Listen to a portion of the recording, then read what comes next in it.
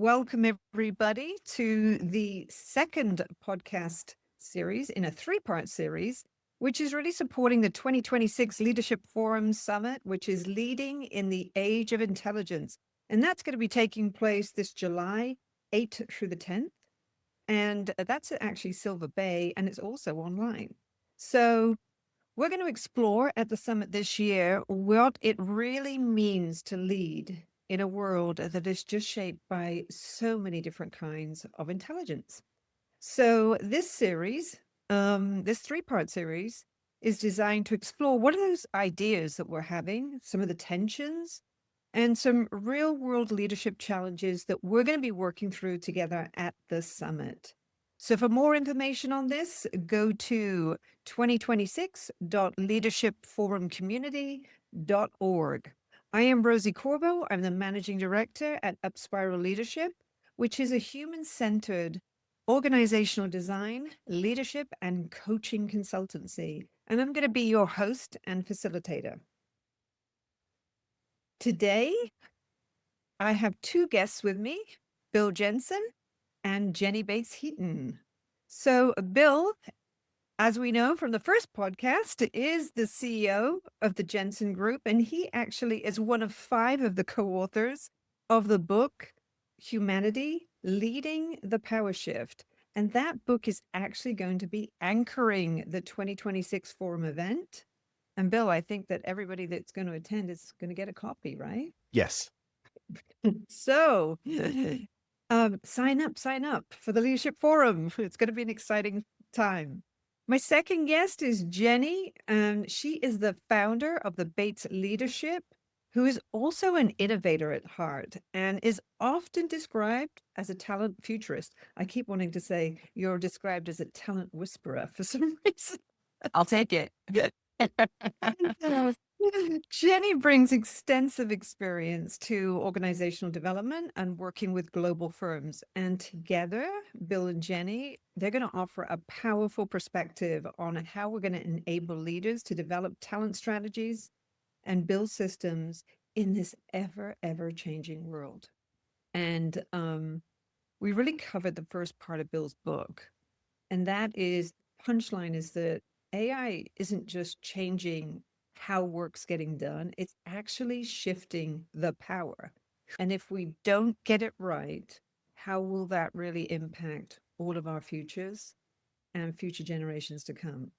So today we're going to move into the conversation from that awareness into the actual design.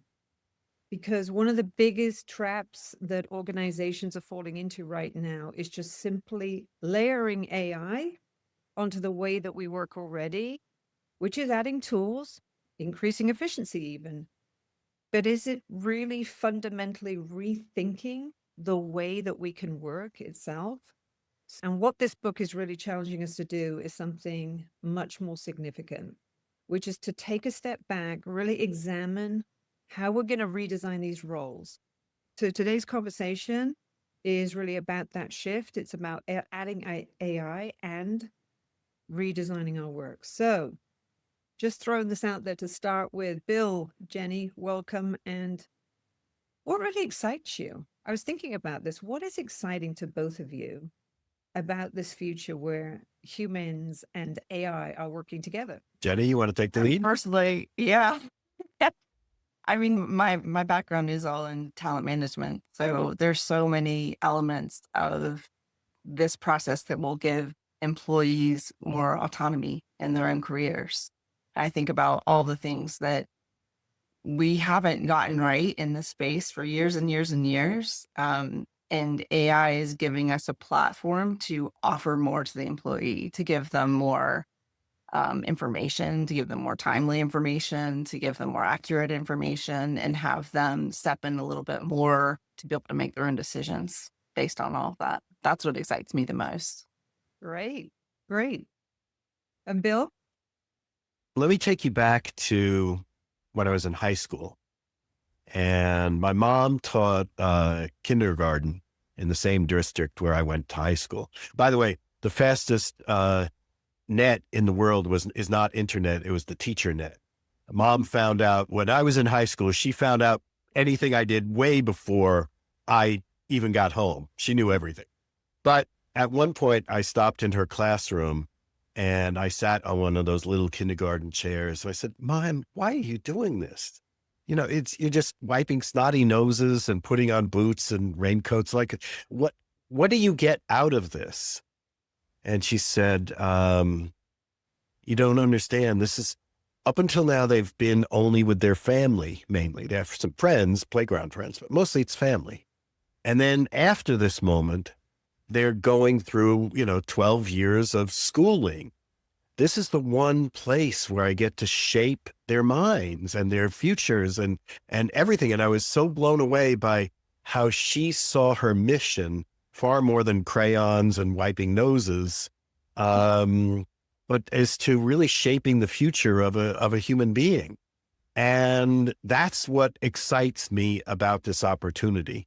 We are rewiring everything about how we do work, because we now have machines that are smarter than us that can do a lot of what we can do. It's the one crucible moment in human history that's as big as anything we've ever done. That's what excites me.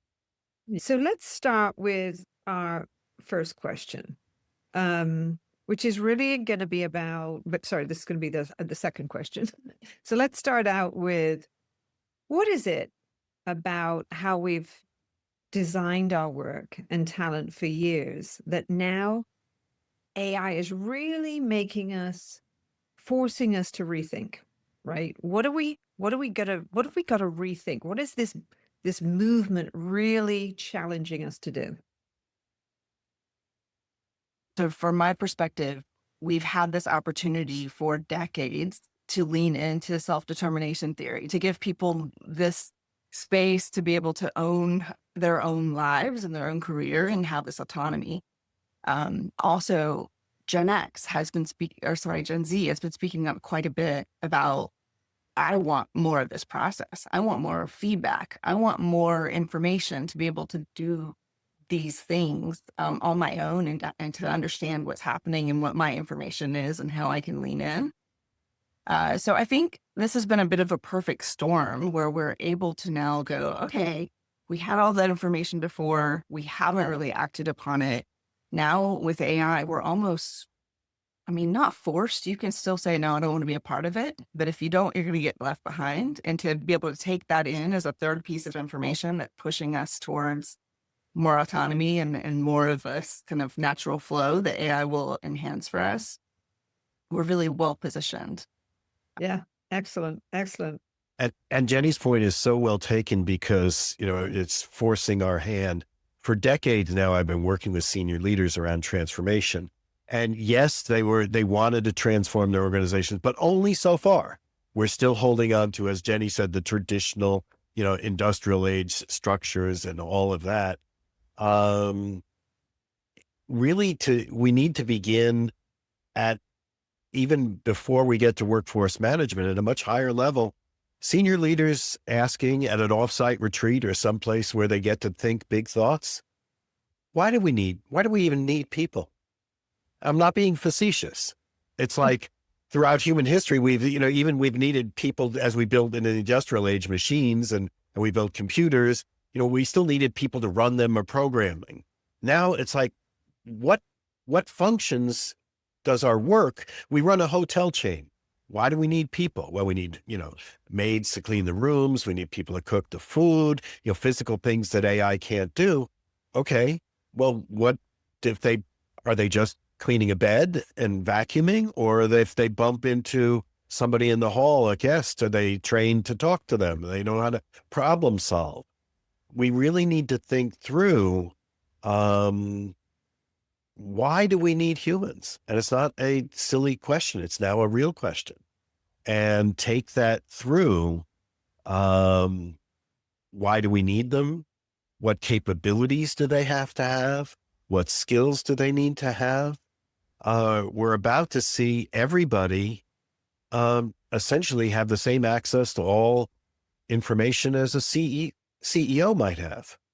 So do we need them all as critical thinkers like a CEO? Do they need to do problem solving like that? or are they just manual labor? That's not a rhetorical question, because that drives everything else that happens underneath it. Right, right. And it is a little bit, that's such a great thought-provoking question. This is a calling for me. It's an opportunity for us to think about, how do you do both?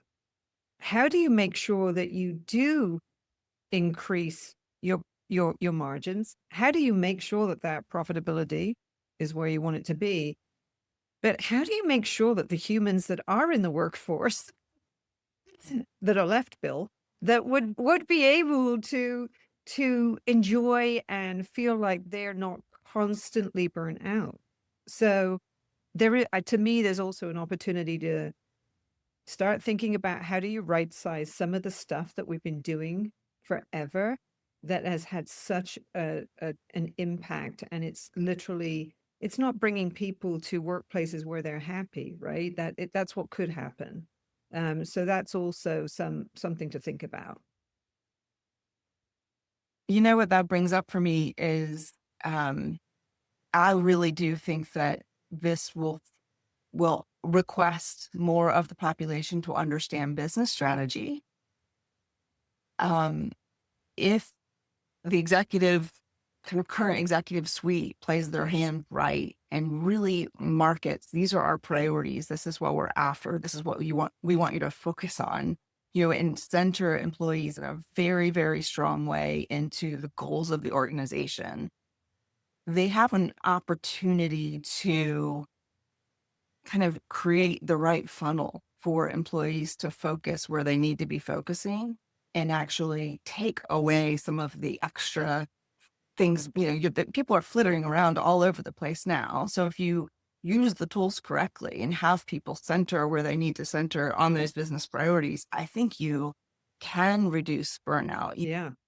And I think that brings up one of the things that well, first and foremost, I think the second part of the book, in terms of when you go to implement this, there's a lot about leadership, right, Bill? And what that takes. And to your point, Jenny, it is a missed opportunity if we don't double down and think about, okay, what type of talent, what is the mindset, what is the leadership that we're going to need to really go through the changes that we're going to be seeing.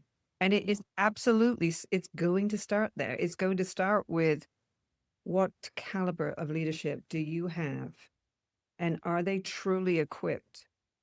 And do you understand what it means to equip these leaders to go through this type of process? Because this is huge, right? What are those capabilities that, some of us take for granted, and some of us or some people just don't know what they don't know, right? So the next question for both of you really is about, so what does it actually mean when we say redesign work versus adding AI? Because I feel like a lot of the companies are just like, let me jump in, I don't want to fall behind, let me add in some AI, let me start experimenting it.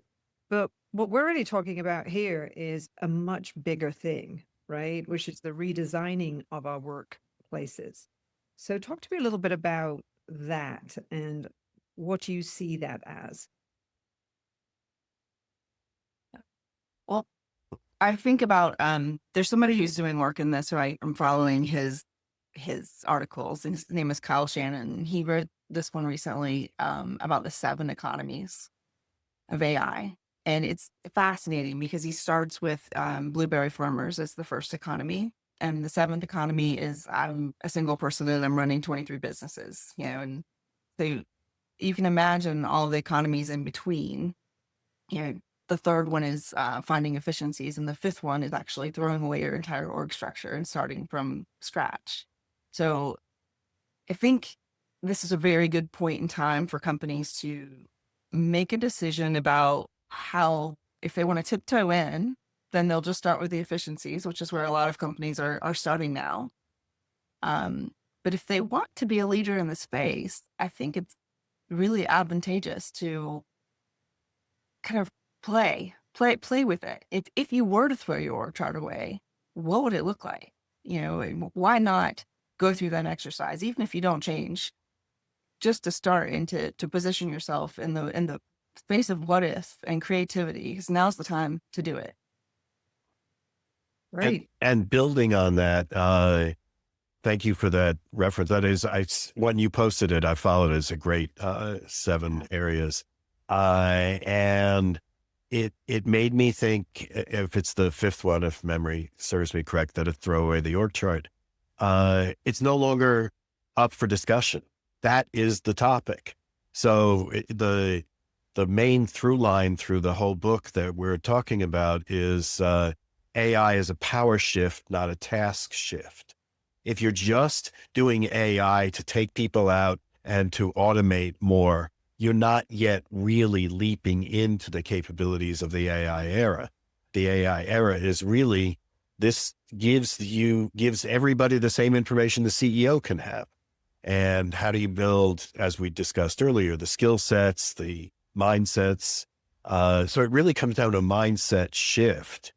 And combining your recent question with the one about burnout, Rosie, what I would say the biggest mindset shift that I've been talking about for years, but haven't really nailed it down until the last year or two as to a specific design philosophy. It's called Taijitu, which is the Chinese name for yin yang. It's the balance. And we have to have a balanced approach. How does this organization sustain itself and keep controlling its own destiny is half of the yin yang. Every individual within the organization, how do they sustain themselves and control their own destiny? For the most part, that's one's been left. You guys fend for yourselves. There are many stakeholders involved, but to keep it simple on the yin yang concept, it's the organization needs to keep sustaining itself and growing, and every individual, what are you putting in place so that every individual can control their own destiny in an AI future? So we need to build structures that enhance both of those. So I think it is about, if you throw away that org chart, you start over again, what are we going to, where are their checks and balances going to be? And how do you make sure that you're just not going too far? So that would lead me to the next question, which is, how do you really decide then what would stay human versus what's a machine, right? Where do you want the machine versus where do you want the human? And I would love, Jenny, your perspective.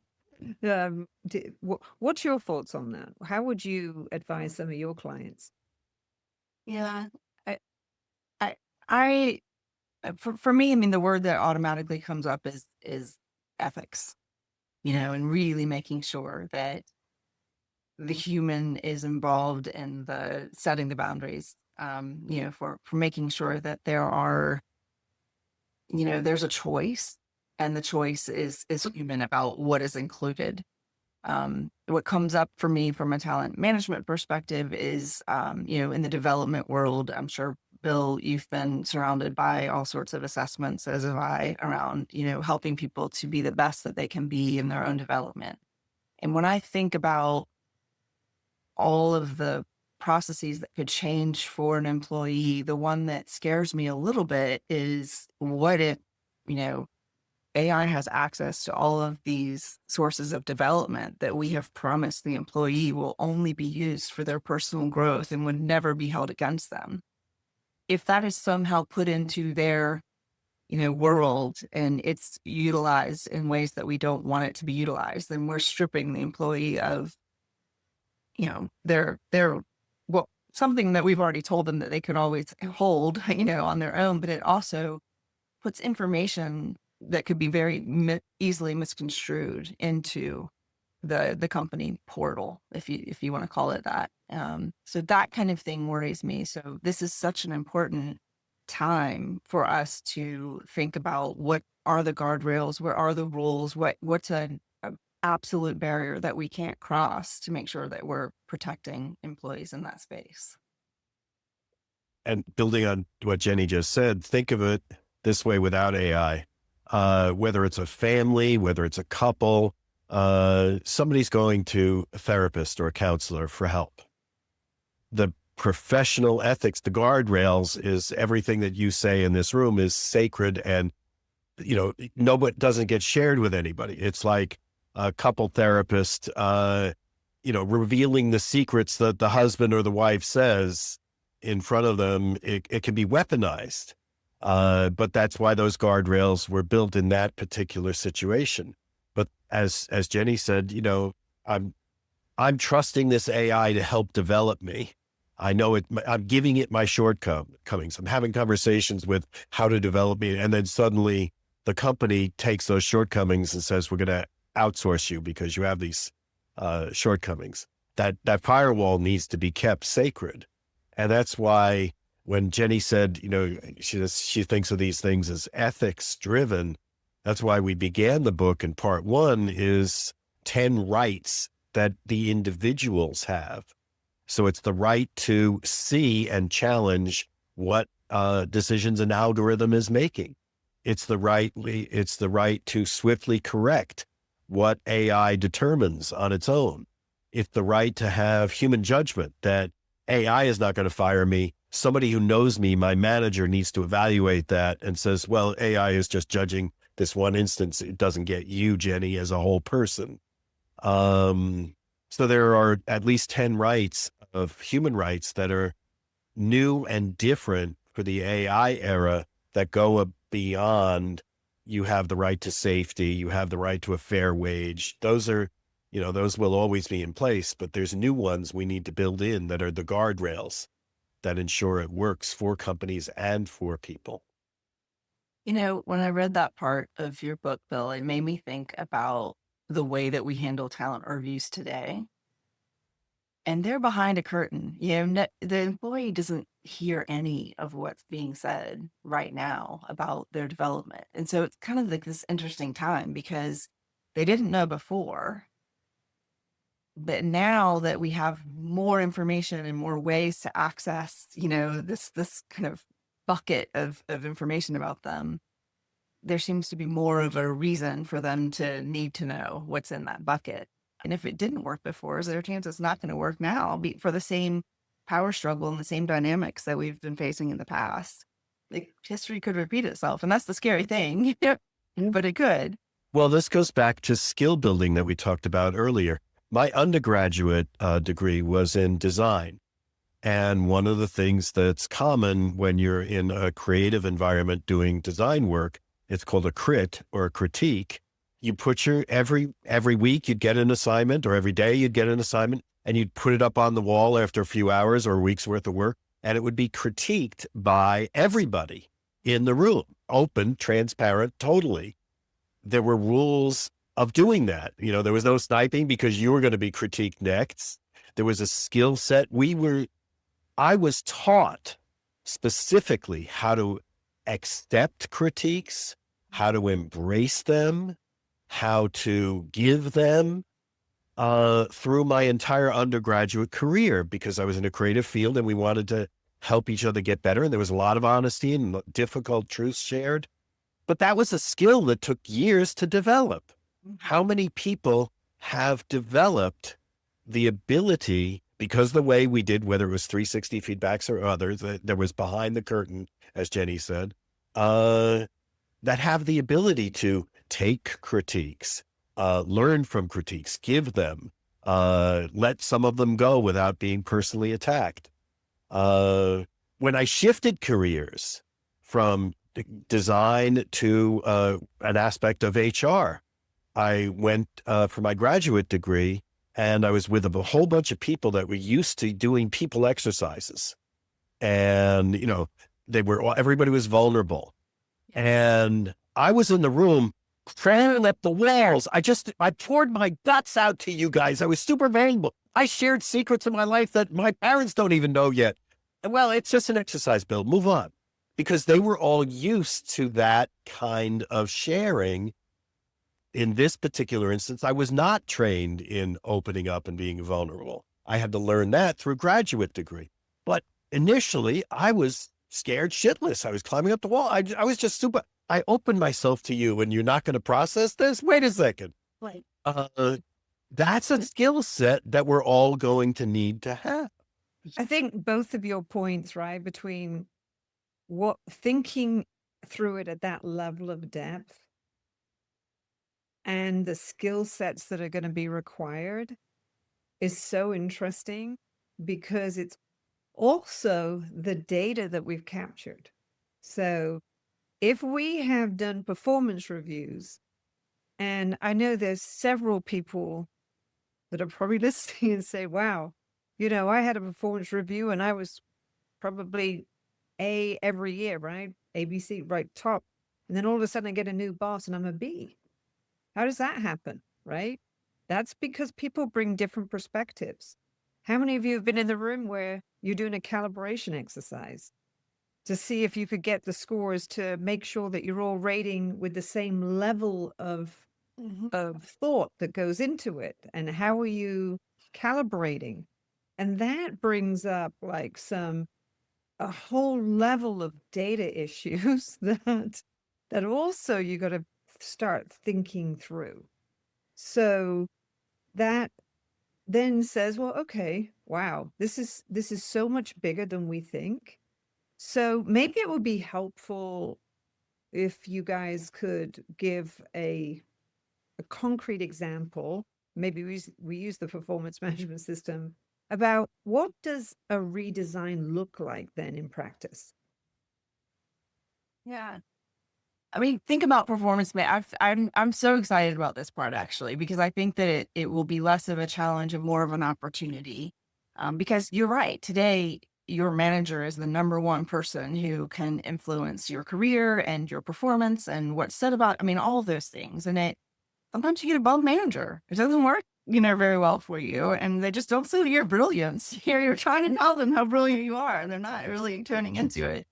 Um, I imagine concretely, I will be brushing my teeth in the morning and my, whatever it is, I'm imagining an Alexa today because that's what I know, but something will be with me saying, hey, you had a meeting with Bill yesterday. How did that go for you? What did you like? What did you not like? What would you improve in the future? And there are going to be all these mini moments of interaction where I can give that information and everybody will be giving that information about me. And likely on a weekly basis, I'm tapping in going, hey, what was my feedback this week? So I'm hearing from everybody. I'm not just hearing from my manager. I'm hearing from 360 all around me, these tiny little information bits from everyone. And I get a cumulative, reasonably, accurate, timely feedback that I've never gotten before that I can feel pretty accurate about. And I want to take Jenny's point and build on it and go in a deeper direction. Mhm. Jenny's perspective was all from, and I love it, but it was all from the company is evaluating your performance around their objective. I think for this system to work, if Jenny is getting that feedback as she's brushing her teeth, the AI also needs to have uploaded into it from the beginning. What are Jenny's life's goals? What does Jenny want to achieve? Because it's not always going to be aligned with the company or the manager or whatever. And it'd be maybe taking Jenny away from her kids or whatever is being required.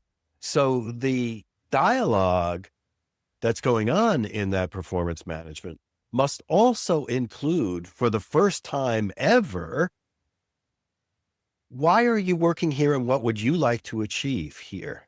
Yeah. And are we helping you achieve your personal goals? That also needs to be rolled up into that toothbrushing exercise. Wow. Thank you for that. Those perspectives are great. And it sounds to me then, especially the talent world, because this is all about people, what's going to happen to them, how we're going to design for them throughout, regardless of what role they play in the organizations, right, in the future. And so, therefore, it sounds like there's an awful lot of responsibility for HR right now, especially or chief talent officers in particular. So, how would you describe their responsibilities? I have two big things that I think about in that space. One is a very pragmatic one, which is the technology itself. I think about current HRS, they're not really built to offer the employee as much as they need to offer the employee. We need to switch around a lot of the kind of back end to give the employee the space to put in their information, for example. But the biggest one from my perspective is in change management. I mean, you think about the way executive teams operate today. I don't know about other companies, but I've been in big companies where if you want to get on the schedule for an executive team, you have to talk with their admin 3 months in advance, ask for space on the calendar. You might get, if you're lucky, half an hour. And then when you actually get in the room, you're pushed down to 15 minutes. I mean, it's just the way that this operates is no longer manageable. And so someone is going to have to talk with that exec team and say, you are not going to be sitting at the long board table waiting for people to come in and pitch to you anymore. This is not how the world is going to operate. And you need to have the flexibility to kind of weave in and out of how, the organization needs to work to be faster and to meet our goals. And I think that that's going to be a hard pill to swallow for a lot of leaders, to be able to step back from power dynamics that they're used to and to open their world up to having people at multiple levels who feel that they can help solve for a problem in the company.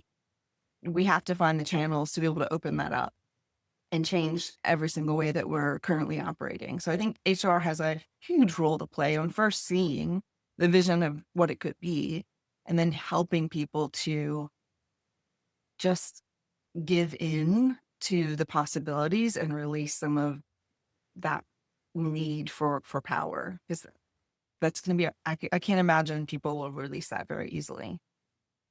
Thank you. And your question around HR's role, I want to bring it back to where we were earlier when we were talking about the chain designing work differently. And the big question was, well, why do we need people? And it's not just a rhetorical question. Okay. Why do we need HR? What is the point? What is the purpose of HR? I would argue, and I'm going to be adversarial just to make the point, there's only one reason we have HR, is to protect the company's ass. That's it. Legally, performance management wise, it's to protect the company. I humbly disagree. Well, I thought you would. But ultimately, anything you want to talk about in the way it is now, people, we are in a capitalist structure. People are costs. As long as people are still treated as costs, they are used not as an asset, but as a cost to get things done. So what I would argue is, if we're really going to examine the role of HR, we have to back up first in the same way Jenny was saying, your leadership team is not going to be able to sit where you sit. HR, you don't have a role unless you can be at least a 50% out of 100%, 50% advocate for the workforce. If you are not delivering the structure and the skills and the abilities for every individual in this organization to create and control their own destiny, then you're only fulfilling half of your role, which is the organization's ability to create and control its own destiny. You need to be able to do both. And I think I would argue we're not going to get there. I know I'm being pie in the sky, altruist. It's not going to happen, but I'm going to argue it should happen, that HR's role must prove itself to be able to deliver to two distinct stakeholder groups their ability to create and control their own destiny. That's what I think HR should do. Okay. Jenny, your thoughts on what Bill shared?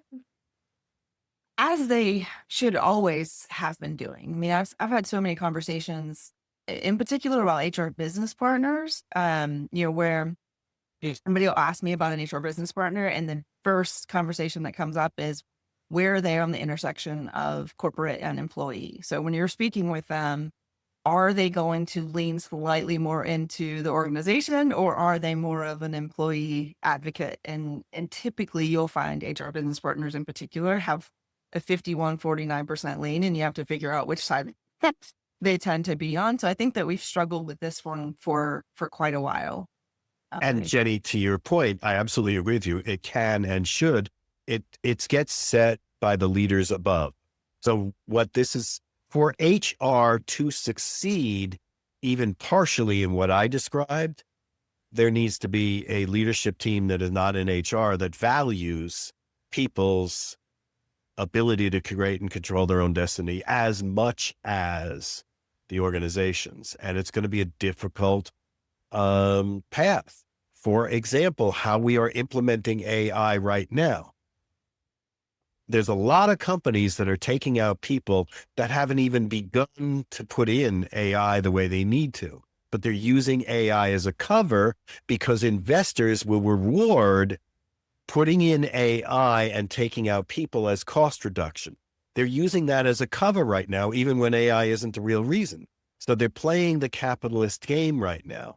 They're not putting people first. They're putting shareholder value first. Yeah. So that's why I say, I'm real concerned about where this is heading.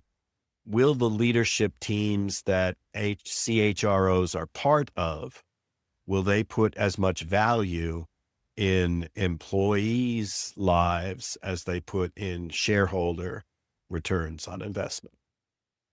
Yeah, I totally agree. And I think about the role that HR has played and will continue to play in my mind, which is they bring the people perspective. They remind the senior leadership teams of who's really going to get all this stuff done at the end of the day.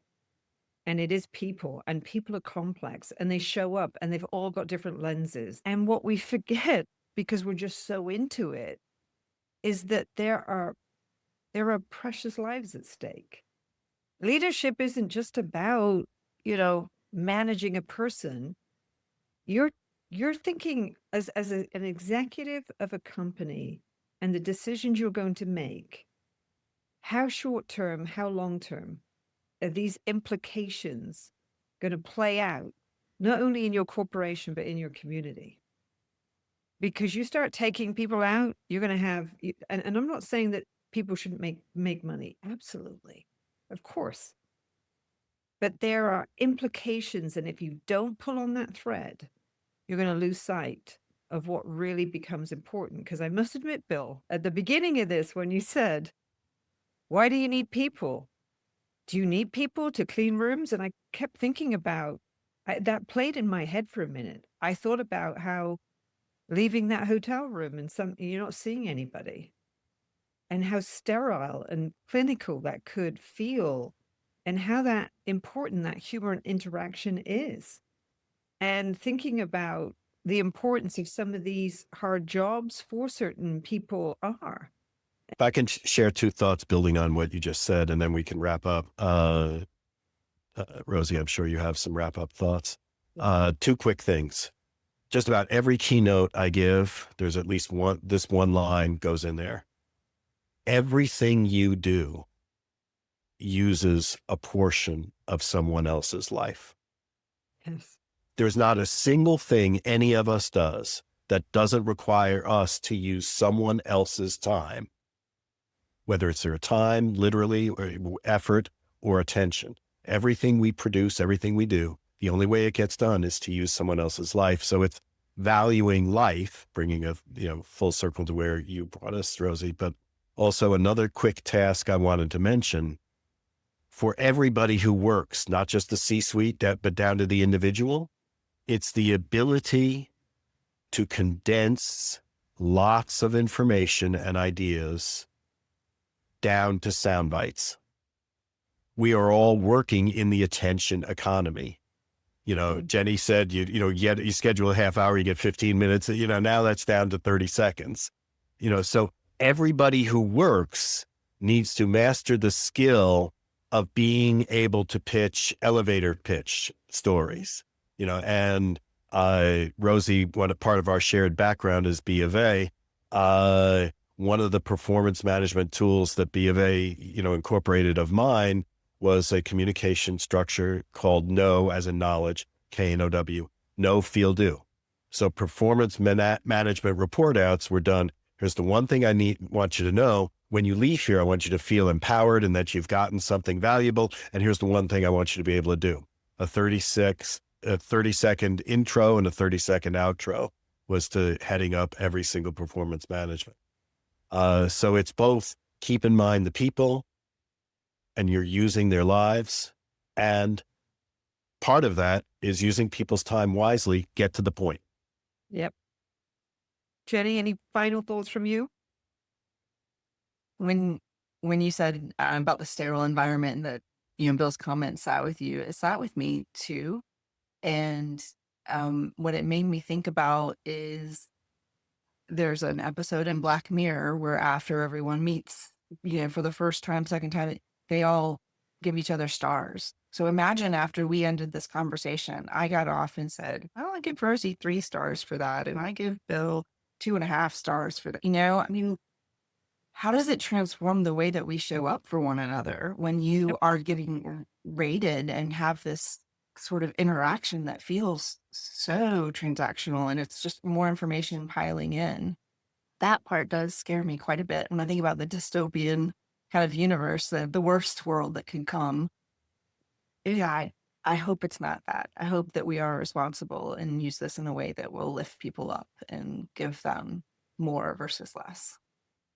And Jenny, that's just a great heads up for the third podcast that we're going to be doing, because we're going to be talking next about the type of legacy that we're all going to be leaving. So what really is the call to action for leaders?